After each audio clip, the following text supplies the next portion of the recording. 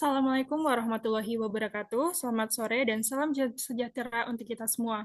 Puji syukur kita panjatkan kehadirat Tuhan Yang Maha Esa karena atas rahmat dan karunia-Nya kita dapat berkumpul pada kesempatan yang baik ini dalam keadaan sehat walafiat tanpa suatu kurang apapun. Pertama-tama, yang terhormat Ibu Dr. Fitri-Nikar SSTMK selaku dosen pengampu mata kuliah instrumentasi klinik dan teman-teman yang saya sayangi. Perkenalkan, saya Wianda Rahmasela yang akan bertugas sebagai moderator dalam presentasi hari ini. Pada kesempatan ini, kami akan membahas materi mengenai cara perawatan dan penggunaan alat Atomic Absorption Spectrophotometry yang sering disingkat dengan AS. Sebelumnya, perkenankan saya untuk memperkenalkan anggota kelompok saya. Yang pertama, ada Wendy Arya Silvana dengan NIK Mahir 068, lalu yang kedua ada Maulidia Nurnafia dengan NIK Mahir 100, dan yang terakhir saya, Bianda Ramasela dengan NIK Mahir 104. Tanpa berlama-lama lagi, mari kita mulai presentasi hari ini. Kepada pemateri, waktu dan tempat saya persilakan. Pengertian AS.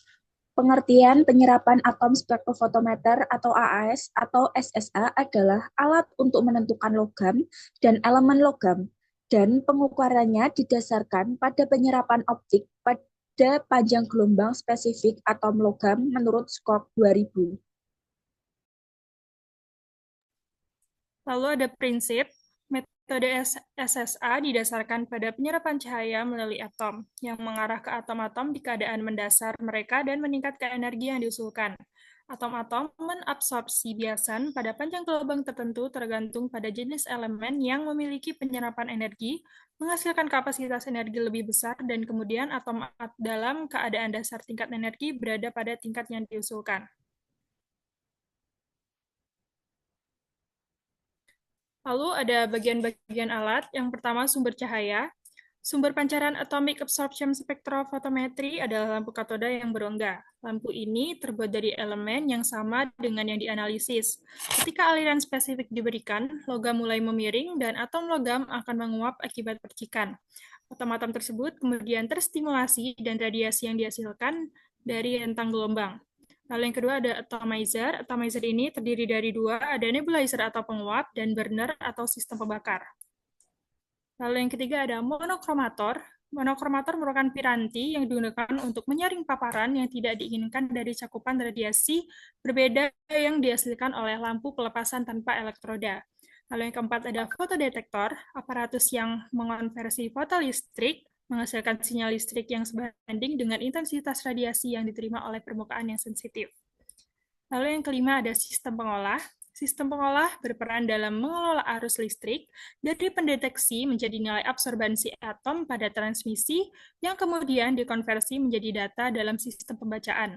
Lalu yang keenam ada monitor data. Monitor data adalah perlengkapan yang menampilkan angka atau visual yang dapat diinterpretasikan secara langsung oleh penglihatan.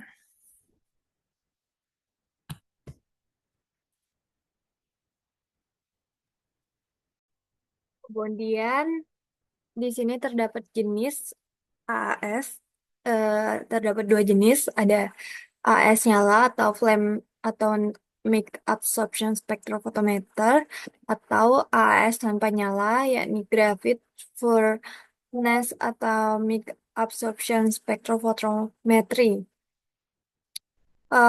Untuk AAS nyala ialah suatu teknik analisa unsur kimia yang memakai prinsip absorpsi energi dengan radiasi pada gelombang tertentu oleh atom-atom yang menghasilkan suatu keadaan energi elektronik yang tereksitasi. Kemudian yang AS tanpa nyala yakni topografik atomisasi dilaksanakan tanpa nyala api, namun menggunakan energi listrik di dalam tabung grafit yang panasnya mencapai 3000 derajat Celcius untuk menciptakan awan atom.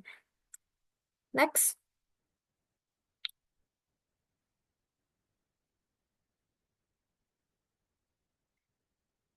Fungsi dan kegunaan AS sendiri yaitu spektrofotometer penyerap atom mengukur kemampuan untuk menentukan konsentrasi tingkat elemen logam. untuk keperluan medis pada perawatan kesehatan, termasuk kalsium, magnesium, tembaga, seng, dan zat besi. Selain spektrofotometer penyerapan atom juga dapat digunakan untuk menentukan apakah kadar terapeutik seperti litium telah dicapai dalam darah dan juga dapat ditunjukkan cermin kuantitatif dari racun logam. Next.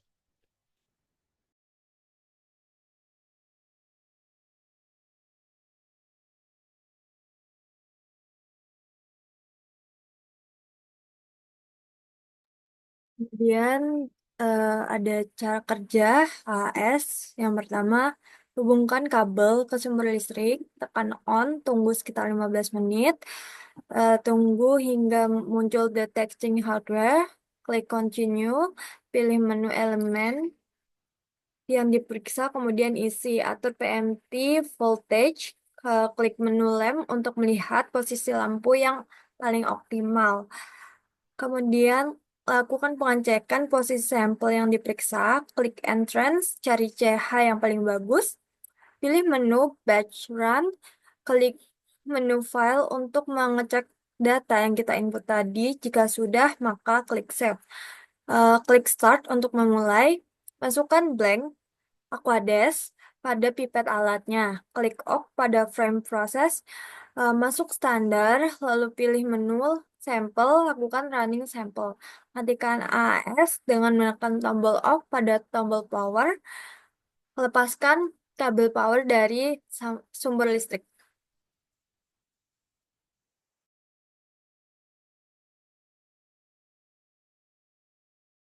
Next.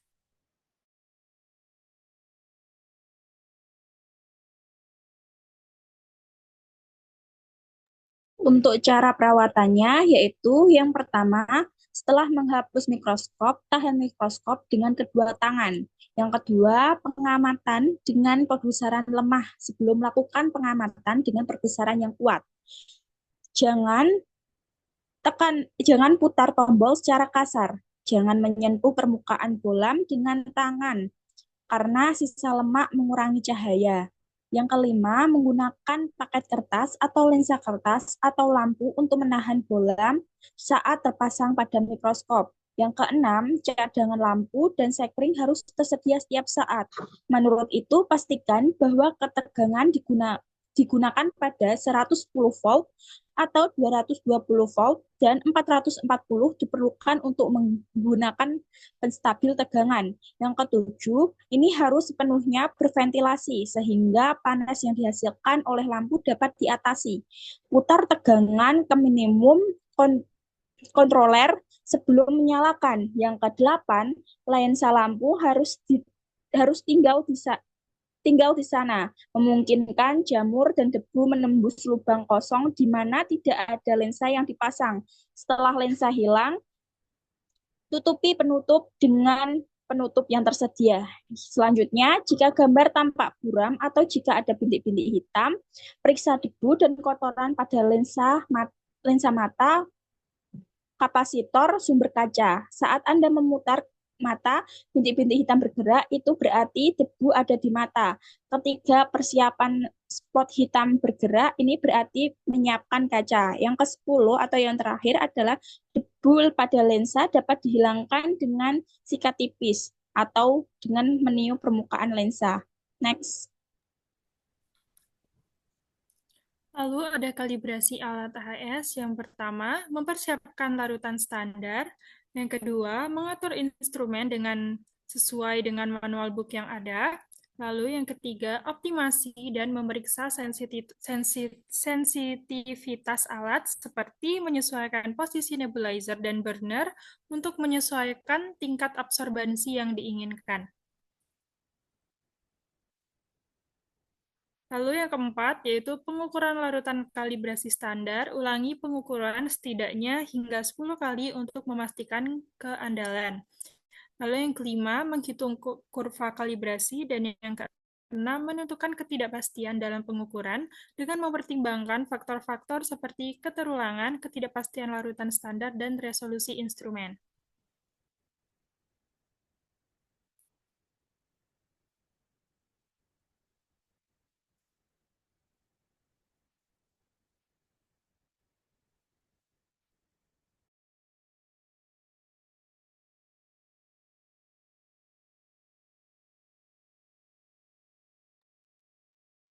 Kemudian ada kelebihan dan kekurangan dari alat AAS. Yang pertama, yang pertama-tama kelebihan AAS yakni memiliki tingkat spesifikitas yang tinggi, mampu mendeteksi unsur dengan batas deteksi yang sangat rendah. Dari satu larutan yang sama, beberapa unsur berbeda dapat dianalisis secara bersamaan. Pengukuran dapat dilakukan langsung pada larutan sampel tanpa memerlukan proses tambahan yang kompleks. Dapat diaplikasikan untuk berbagai jenis elemen yang variasi yang luas. Rentang kadar yang dapat dianalisis sangat luas mencakup hingga level eh, mg atau persen. Mampu mengukur kadar unsur dalam kisaran yang sangat luas, mg per liter hingga persen. Kekurangan dari AS yakni potensi kesalahan akibat perbedaan antara matriks sampel dan matriks standar, ketidakseimbangan aliran sampel dalam pembakar, atau adanya penyumbatan yang dapat mengganggu analisis. Gangguan kimia yang dapat terjadi yakni ada tiga. Yang pertama ada disosiasi yang tidak sempurna. Yang kedua ada proses ionisasi yang mempengaruhi hasil pengukuran. Yang ketiga pembentukan senyawa yang tahan terhadap suhu tinggi yang dapat menghambat analisis. Next. Lalu ada review jurnal. Jurnal yang pertama yaitu berjudul Uji Kinerja Instrumen Spektrofotometer Serapan Atom atau AS Shimazu 6650F terhadap logam FeZn pada kegiatan praktikum kimia anorganik di UPT Laboratorium Terpadu UNS oleh Sugito Suryadewi Marlian dan Hastuti Diah Apriyana. Pembahasannya pada penelitian ini dilakukan bertujuan untuk mengevaluasi kinerja alat AHS Shimazu 6650F dalam mengukur kadar logam Fe dan Zn. Parameter kinerja yang diuji meliputi linearitas, presisi, limit deteksi, dan akurasi larutan standar NIST dengan konsentrasi 1000 mg per liter digunakan sebagai sampel uji dengan panjang gelombang pengukuran 2408,3 nanometer untuk Fe dan 284 nanometer untuk zinc. Pengujian yang dilakukan mengungkapkan bahwa AS memiliki tingkat linearitas yang sangat tinggi dengan nilai R kuadrat mencapai 1,01 untuk Fe dan 0,9999 untuk Zn. Alat ini menunjukkan presisi yang baik seperti yang terlihat di nilai simpangan baku relatif atau RSD sebesar 0,56% untuk Fe dan 0,72% untuk Zn, mencerminkan konsistensi dalam hasil pengukuran. Batas deteksi atau EOD yang diperoleh adalah 0,01 mg per liter untuk Fe dan 0,005 mg per liter untuk Zn, yang menggambarkan kemampuan alat dalam mendeteksi kadar logam pada konsentrasi yang rendah. Akurasi alat diindikasikan dengan nilai bias sebesar 2,51% untuk Fe dan 0,84% untuk Zn, berada dalam kisaran yang sesuai dengan standar analisis kimia. Lalu kesimpulan Shimazu 6650F terbukti memiliki performa yang sangat baik dalam menganalisis kadar logam Fe dan Zn. Parameter kinerja seperti linearitas, presisi, dan batas deteksi dan akurasi menunjukkan hasil yang memenuhi standar analisis kimia anorganik. Oleh karena itu, alat ini dinilai cocok untuk digunakan dalam mendukung kegiatan praktikum kimia anorganik di UPT Laboratorium Terpadu UNS.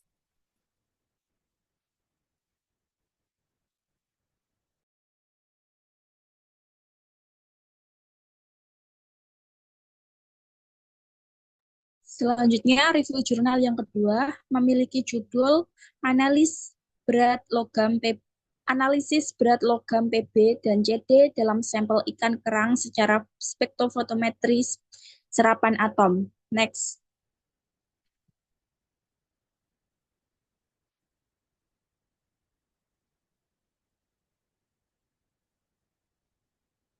Pembahasannya yaitu penulis melakukan penelitian menggunakan AAS karena linearitas kurva kalibrasi yang digunakan untuk memastikan bahwa kurva kalibrasi alat AAS memiliki koefisien kolerasi mendekati logam PB dan CD R sebesar 0,999 dan 0,9987 dengan kepekatan alat ideal kurang dari 0,04 ppm, sedangkan penelitian ini memerlukan kepekaan 0,01 ppm. Presisi alat ini sendiri sebesar kurang dari 1% pada saat penelitian memerlukan sekitar 0,65% untuk CD. Penelitian ini menggunakan metode analisis logam PB dan CD menggunakan peran sampel. Sampel diintrapolasikan ke kurva kalibrasi standar untuk mendapatkan konsentrasi regresi. Next.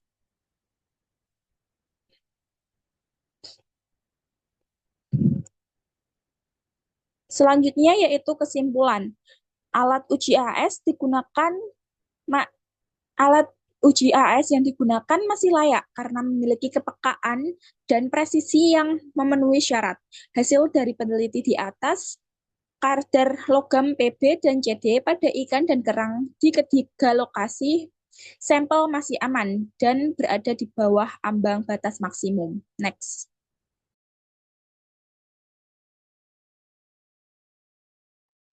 Review jurnal ketiga yakni dengan judul Kategorisasi Air Daerah Panas Bumi Pencong dengan metode AS di Kecamatan Biringbulu, Kabupaten Goa, Provinsi Sulawesi Selatan. Next.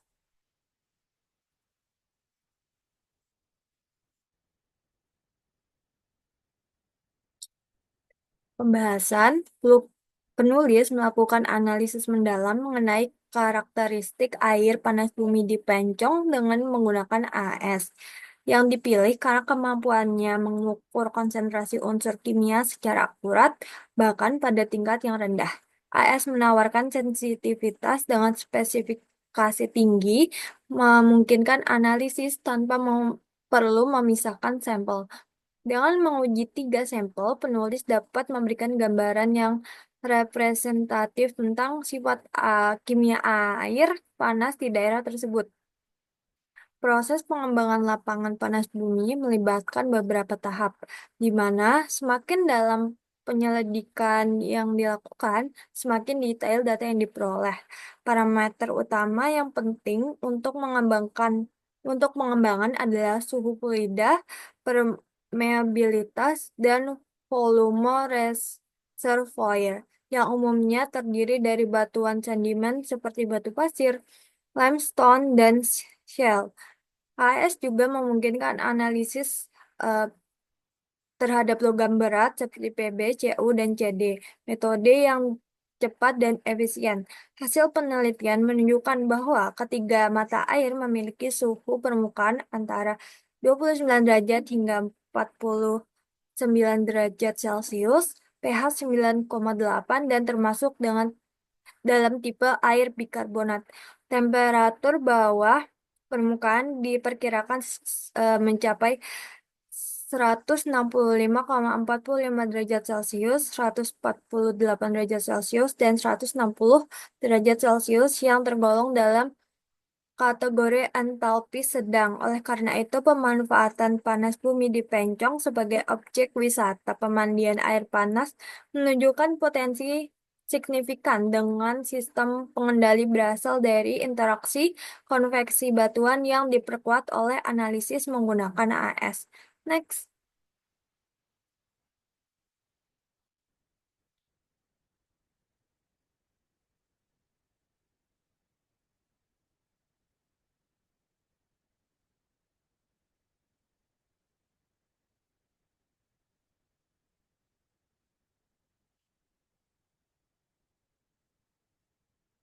Kesimpulan, penggunaan Atomic Absorption Spectrophotometer atau AS dalam studi karakterisasi air panas bumi di Pencong telah terbukti efektif dalam mengukur konsentrasi unsur-unsur kimia pada tingkat yang rendah.